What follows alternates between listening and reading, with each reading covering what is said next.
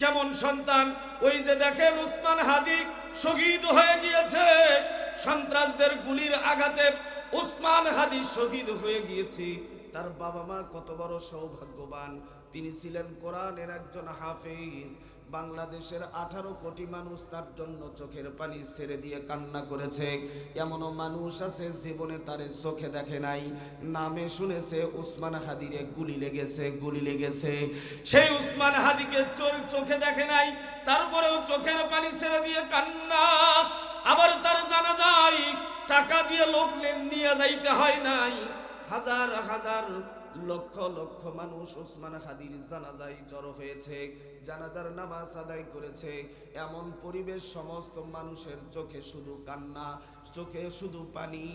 এই পরিমাণ কান্না একজন ব্যক্তির জন্য, সেটা উসমান হাদি। বলে কি করেছে উসমান হাদি যার জন্য চোখের পানি? এ মুসলমান আল্লাহর বান্দা, কেন তার চোখের পানি? একটাই মাত্র কারণ, আল্লাহর এই দুনিয়ার ভেতরে বাংলাদেশকে নিয়ে চিন্তা করেছে, ইসলামের বিরুদ্ধে কোনো কথা বলে নাই, ইসলামের পক্ষে কথা বলেছে। নাস্তিক মোরতাদদের কলিজার ভেতরে আগুন লাগায় দিয়েছে, তার কথায় ভারতের কষ্ট লেগেছে, ভারতের ওপরে আঘাত হেনেছে।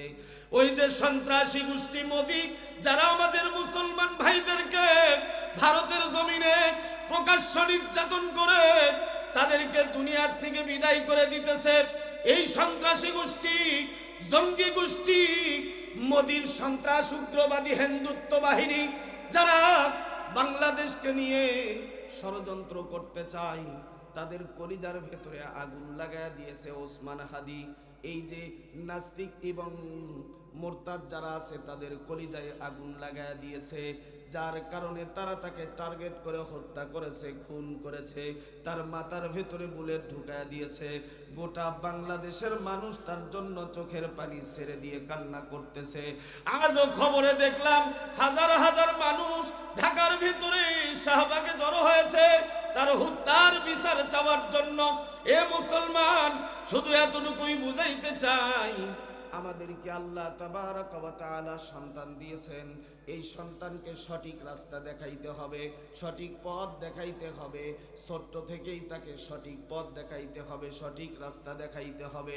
যদি সন্তানকে আমরা সঠিক পথ এবং সঠিক রাস্তা দেখাইতে না পারি, কাল কিয়ামতের দিনে হাসরের ময়দানে আল্লাহ তাবারক ওয়া তাআলার আদালতে বিচার দিয়ে দেবেন এই সন্তানেরা।